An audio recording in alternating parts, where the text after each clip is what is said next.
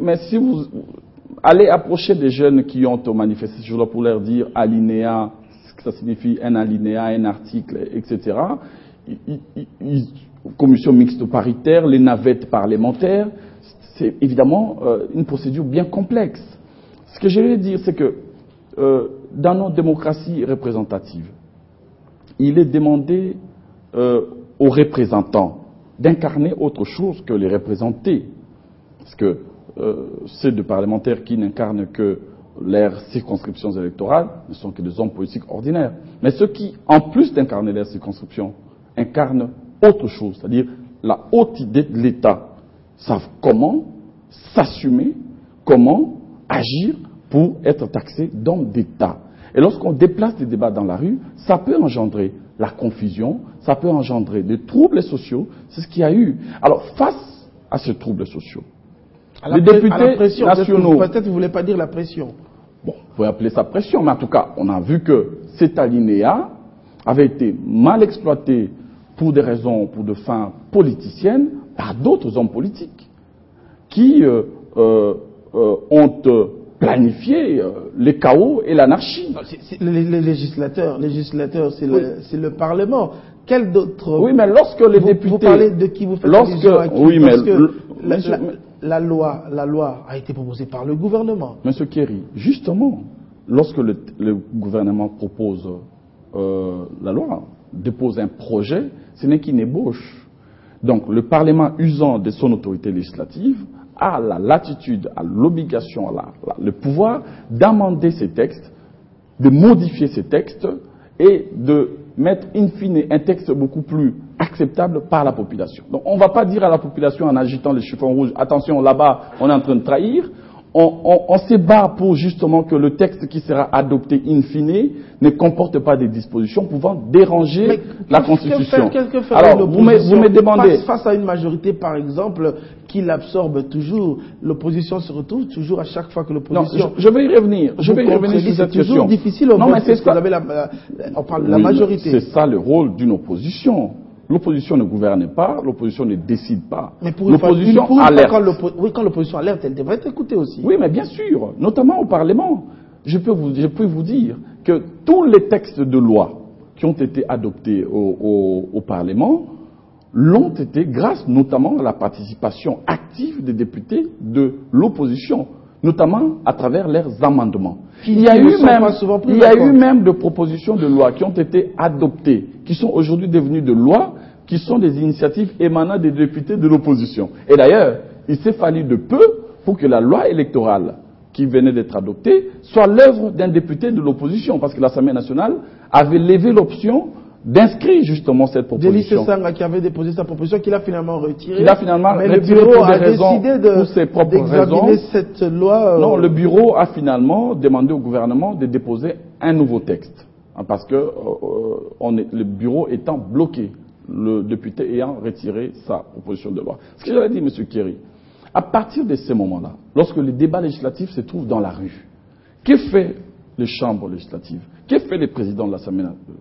Le président de l'Assemblée nationale consulte la société, consulte les organisations de la société civile, consulte le groupe parlementaire de l'opposition, composé de tous les députés, qui, en tant qu'élus directs de la population, ont conservé de manière permanente des passerelles avec leurs différentes bases, avec le souverain primaire, qui s'est exprimé non pas à travers les pillages, à travers des casses de biens publics et privés, mais plutôt à travers des desiderata, à travers des mémos, à travers de réflexions.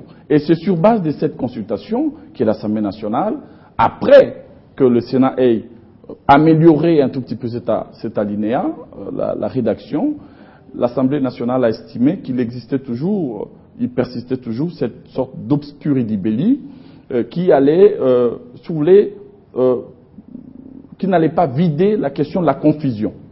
Et donc, usant de ses prérogatives législatives, l'Assemblée nationale a pris ses responsabilités et a décidé tout simplement d'élaguer l'alinéa qui était porteur de cette confusion sémantique et conceptuelle. Parce qu'il n'y avait rien dans l'intention de l'Assemblée nationale de violer la Constitution. Parce que, M. Kerry, toutes les lois qui sont adoptées par l'Assemblée nationale ont l'obligation impérieuse, et j'insiste sur le mot impérieuse, d'être en conformité avec la Constitution. Donc aucune loi ne peut violer la Constitution. On peut même dire chaque article, à la fin de chaque article, mettre conformément à la Constitution. Alors, mais la légistique parlementaire ne va pas le permettre. Et donc, au niveau de l'exposé de motifs, on évoque la conformité à la Constitution. Alors, il ne nous reste pas beaucoup de temps, mais juste après, même si peut-être vous n'avez pas voulu reconnaître cette pression qui a fait que vous puissiez peut-être l'Assemblée nationale puisse changer d'avis, mais juste après l'opposition a crié, on peut dire au triomphalisme, voilà, la pression, et puis finalement ils ont cédé. C'est là la faute. Au point maintenant de demander encore plus, peut-être la publication du calendrier électoral. Oh, mais écoutez, moi je pense que d'abord, on ne peut pas dire qu'après ces événements, qu'il y a eu d'un côté des vainqueurs, d'autre côté des vaincus. S'il est une victoire, je l'ai rappelé hier, c'est celle de la paix et de la République. Pourquoi, M. Kéry? Parce que ceux qui ont voulu mettre à feu et à sang la ville de Kinshasa, ceux qui ont voulu mettre à genoux la République, en planifiant notamment des casses de biens publics, des pillages, des symboles de l'État, en planifiant l'hécatombe, ceux-là ont échoué. Parce que la République, elle, est restée debout. La République s'est affirmée. Et donc aujourd'hui, je ne vois pas qui peut se prévaloir de dire, bon voilà, je suis victorieux. Et surtout que, parce que vous parliez de l'opposition tout à l'heure, aviez-vous vu une manifestation démocratique compacte de l'opposition, c'est-à-dire que des militants avec étouffés déjà par les pas étouffés, on n'a pas vu une telle manifestation. On a vu une récupération il y a eu certainement un mouvement de mécontentement. Ça c'est patent, c'était patent. Mais en sus, il y avait une récupération malsaine par des pillards, par des casseurs. Et je voudrais d'ailleurs, parce que vous avez fait allusion au communiqué de l'opposition tout à l'heure, à la réaction, regretter le fait que jusqu'à présent, je n'ai pas encore vu l'opposition se désolidariser et condamner sans embâche ces actes odieux qui n'honorent pas la République. Donc, ne pas le faire.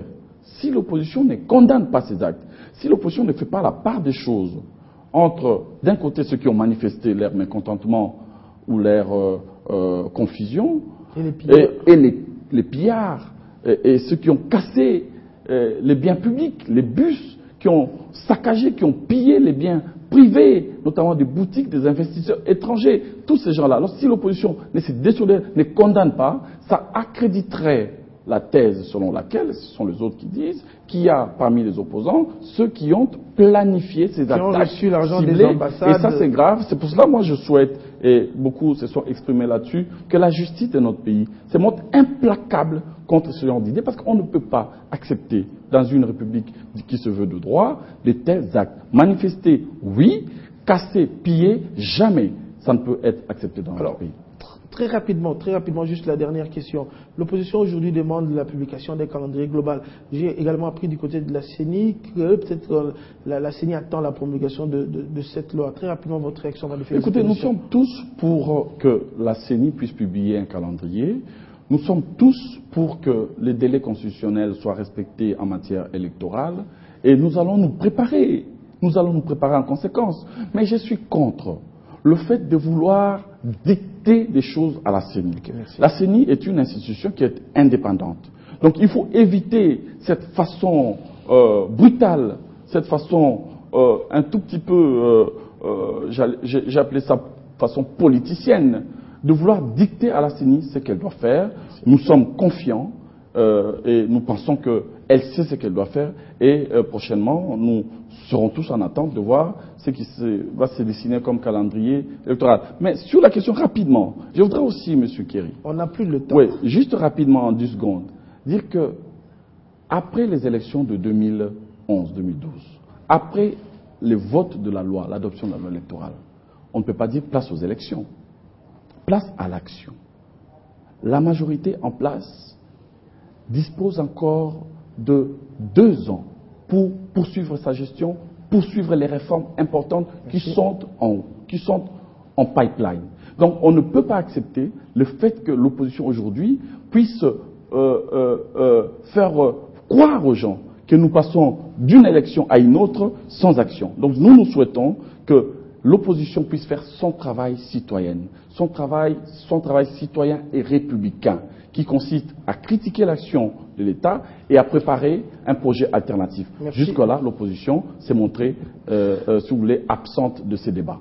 Jean-Pierre Liaou, merci. Je vous recevais en tant que communicateur de la majorité présidentielle, mais également avec une autre casquette de directeur de cabinet adjoint du président de l'Assemblée nationale, Aubin Minakou. Merci d'avoir accepté notre invitation. Merci d'avoir évoqué, vous parlez avec nous, le vote de la loi électorale qui a été votée justement lors de la dernière session extraordinaire au niveau de l'Assemblée nationale. Merci d'avoir accepté. Je vous remercie pour votre invitation.